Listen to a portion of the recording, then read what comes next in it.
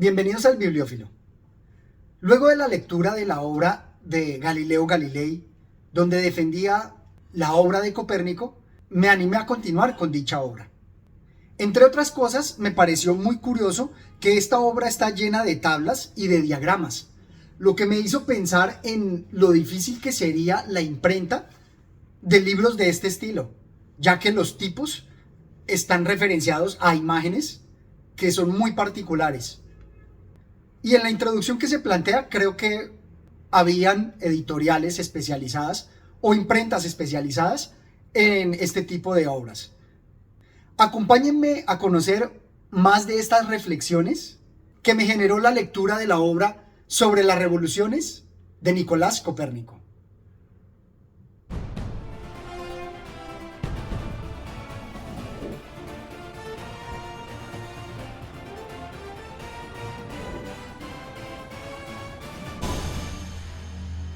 La obra está dividida en 6 libros, donde nos presenta los movimientos de la cúpula celeste, partiendo de las estrellas fijas, continuando con los movimientos importantísimos de la Tierra, el Sol, la Luna, para seguir con los planetas y unas precisiones sobre los efectos de las latitudes.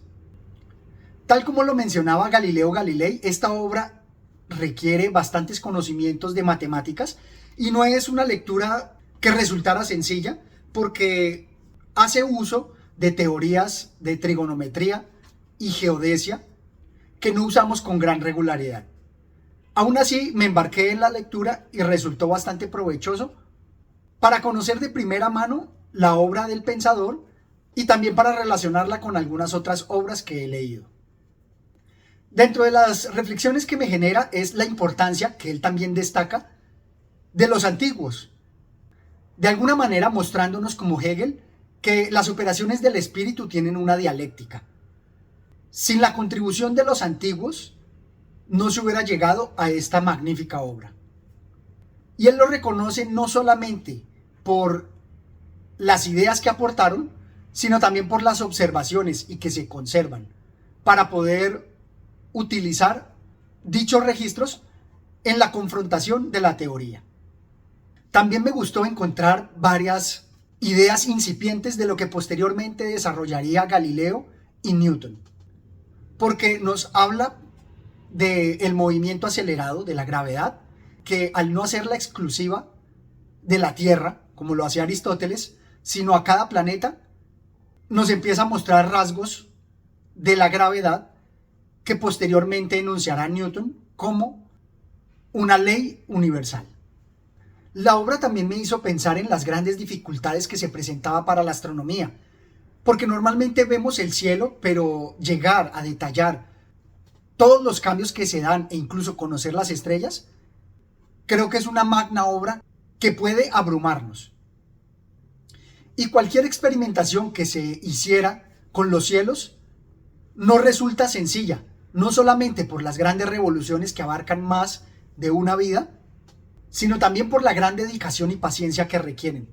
Precisamente Copérnico dedicó su vida, no exclusivamente, pero sí toda su vida en esta obra, lo que demuestra la gran paciencia, dedicación y perseverancia requeridas para el estudio de la astronomía. Y como les decía, no es algo que se pueda constatar y decir hago el experimento cada vez que quiera, sino que tiene que apoyarse y confiar en los registros que los antiguos tomaron y que le van a servir de sustento para su teoría. Se destaca la importancia de la revolución copernicana, pero yo creo también que él vio en su obra una precisión para resolver el problema de los calendarios y quiso contribuir con el método que él estaba planteando. Por eso él plantea la siguiente crítica a los antiguos. Por eso quienes estaban apartados de los medios de demostración se apoyaron en métodos a posteriori y en rodeos, donde no se les mostró un acceso directo y a priori. Así Ptolomeo, en estas investigaciones, se extendió en una ingente multitud de números con razonamiento prolijo que considero molesto y superfluo detallar. Sobre todo porque en nuestros cálculos que siguen a continuación tendremos que imitar casi el mismo método.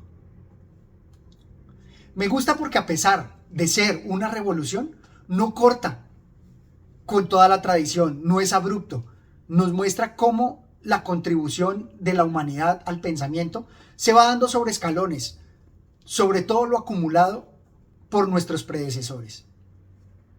Muchas veces, acumulando esos cambios, que pueden ser pequeños cambios, cuyas consecuencias generan revoluciones o cambios dramáticos, como es precisamente este caso.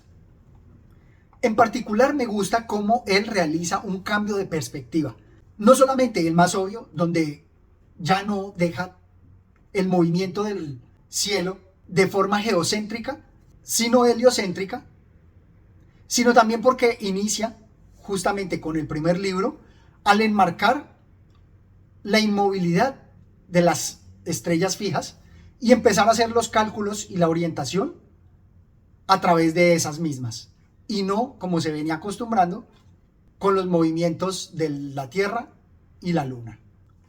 Aunado a eso me hace pensar en cómo todas estas personas viendo el cielo no tenían una forma analógica de pensarlo, ya que no se da tan comúnmente en el entorno de la Tierra diferenciar la perspectiva de la visión, de lo que ve desde cada astro, y hacer esa abstracción, salirse del plano y ver los movimientos desde una vista superior, para ver descritos esos movimientos de círculos y órbitas.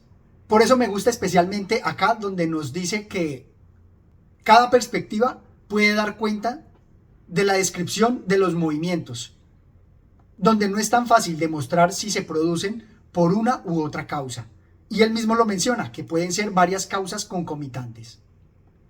Nos dice así: en consecuencia, si se le atribuye algún movimiento a la Tierra, el mismo aparecerá igual en el universo que le es exterior, pero como si pasaran por encima en sentido opuesto. Tal es, en primer lugar, la revolución diaria. ¡Qué gran pensador! Además, por todas las presiones que tenía la Iglesia, no solamente mostrar su teoría como algo posible y como se quiso presentar como una hipótesis, sino darle la categoría de verdad, y al contrastarla contra los registros existentes, le da como esa equivalencia contra los experimentos de la realidad, que, como les dije, no son de fácil realización. Y por eso mismo me lleva nuevamente a la idea que planteábamos en la obra de Galileo, y es que todo está impregnado de o lo religioso o lo político, como se quiera ver, incluso la ciencia. Por eso me parece que en gran medida la ciencia está enmarcado dentro de la actividad que pudiera denominarse político-religiosa, lo cual vi corroborado en estos pasajes que quiero destacar y que me gustó especialmente en la introducción que hace Carlos Mínguez, donde nos habla de Reticus como el discípulo de Copérnico que lo animó a la publicación.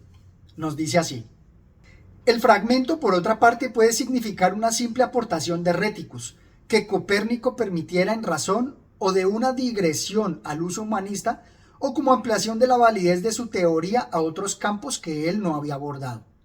Quizás simplemente tolerase tal inserción en virtud del carácter político que como introducción a su obra debía tener la narratio.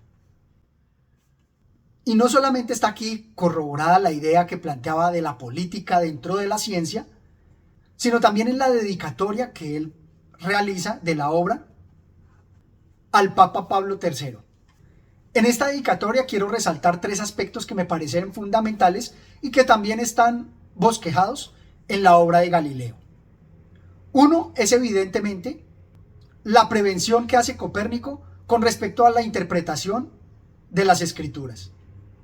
Si por casualidad hay charlatanes que, aun siendo ignorantes de todas las matemáticas, presumiendo de un juicio sobre ellas por algún pasaje de las escrituras, malignamente distorsionado de su sentido, se atrevieran a rechazar y atacar esta estructuración mía, no hago en absoluto caso de ellos, hasta el punto de que condenaré su juicio como temerario. Aquí mismo también destaco lo que mencionaba Galileo, y es que es una exposición que no es sencilla de seguir, requiere conocimientos matemáticos importantes. Luego, zapatero a tus zapatos, que un teólogo se atreva a descalificar esta obra sin los conocimientos matemáticos apropiados y no basándose en la exposición, sino en creencias, resulta en verdad absurdo. Por eso creo que se destaca aquí la importancia de la política en esos datos. No es solamente la precisión de la ciencia, sino también cómo se la vende. Y creo que el rasgo donde se nos muestra que la ciencia no es para todos, que los seres humanos estamos segregados en funciones, y más aún en la modernidad, con la extremada especialización de conocimientos, se nos muestra que no todos estamos para entender o juzgar ramas especializadas del conocimiento. Él nos lo presenta así a través de los reparos que tenían los pitagóricos en compartir su sabiduría. Pero a mí me parece que no hicieron esto, como juzgan algunos, a los pitagóricos, por un cierto recelo a comunicar sus doctrinas, sino para que asuntos tan bellos, investigados con mucho estudio por los grandes hombres, no fueran despreciados por quienes les da pereza el dedicar algún trabajo a las letras, excepto a lo lucrativo, o si siendo excitados por las exhortaciones y el ejemplos de otros hacia el estudio liberal de la filosofía, por la estupidez de su ingenio se movieran entre los filósofos como los zánganos entre las abejas. Creo que aquí me parece importante mostrar justamente ese rasgo de la ciencia que él nos presenta, que es aristocrático, no está para cualquiera, por la dedicación que requiere y por las capacidades. Lo cual creo que es un rasgo que vemos en la actualidad con la democracia, que con la ilusión de dejar participar a cualquiera, se deja que la política esté llena de personas que no tienen conocimiento de ella, incluso analfabetos que solamente tienen el poder de su carisma para llevar a las masas. Lo que ha mostrado todo el perjuicio que genera a las naciones y a la humanidad. Y aunque parezca un poco contradictorio, también me gustó este pasaje en donde él habla de la libertad que tiene para hablar de los temas, así como los antiguos lo hicieron. En consecuencia, aprovechando esta ocasión, empecé yo también a pensar sobre la movilidad de la Tierra. Y aunque la opinión parecía absurda, sin embargo, puesto que se sabía que a otros se les había concedido tal libertad antes que a mí, de modo que representaban algunos círculos para demostrar los fenómenos de los astros, estimé que fácilmente se me permitiría experimentar si, supuesto algún movimiento de la Tierra, podrían encontrarse en la revolución de las órbitas celestes demostraciones más firmes que lo eran las de aquellos. Puede sonar un poco contradictorio porque me parece que hace una apología al diletantismo. Precisamente me gustan mucho estas lecturas generales para abordar la cultura desde todas las perspectivas y de alguna manera estar en contravía al movimiento unidimensional que nos presenta Herbert Marcuse en la cultura occidental moderna. Esa libertad de poder explorar todos los conocimientos. Sin embargo, la pequeña contradicción a lo que él nos presenta es que debemos tener alguna base, algún sustento para aportar cosas nuevas. Creo que allí se disuelve la problemática. Sí podemos, de forma libre, aprovechar el conocimiento humano de forma general, pero ser cautos y responsables al juzgarlas, para tener los elementos de juicio apropiados. Finalmente, como ustedes saben, me gusta relacionar las lecturas que realizo, y me gustó mucho en particular un pasaje donde me parece que realizaría una crítica a lo que Toynbee nos planteaba de las civilizaciones, donde nos decía que no era particular el desarrollo a una región o a unas condiciones geográficas, pero a mí me parece que si bien no son exclusivas, sí son distintivas. Y precisamente el desarrollo de la astronomía tiene un mejor desarrollo en las zonas septentrionales y más hacia el norte, porque le dan el privilegio de poder observar de mejor manera los astros, tal como nos lo dice acá. Pues entonces acontece que la conjunción del Sol y de la Luna es contemplada por nosotros, la cual, sin embargo, en confrontación con el centro de la Tierra, o ya ha pasado o aún no se ha realizado debido a la llamada causa de la conmutación o paralaje. Y por ello no vemos el mismo eclipse de Sol igual en magnitud y duración en todos los lugares de la Tierra, ni siquiera parcialmente semejante. Este me gustó especialmente porque muchos reflejan que podemos ser lo que queramos sin importar de las condiciones, pero creo que en este ejemplo se nos muestra que incluso el conocimiento está asociado a ciertas regiones donde se pueden observar los fenómenos. Luego, como lo decía Ortega y Gasset, somos yo y mi circunstancia, por lo cual no se me puede exigir que tenga el mismo desarrollo de la astronomía en la zona del Ecuador que en las naciones septentrionales del norte, que tienen el privilegio de ver fenómenos astronómicos de mejor manera. De manera que los países no deberían sentirse mal si el desarrollo no les ha permitido contribuir de igual forma a la cultura, porque sí hay condiciones específicas que determinan la posibilidad de su contribución. Esto es todo cuanto tenía por compartir con ustedes. De verdad los animo a que lean estas obras, ya que resultan estimulantes. No olviden suscribirse al canal, dejarme sus comentarios y hasta una próxima oportunidad. Gracias.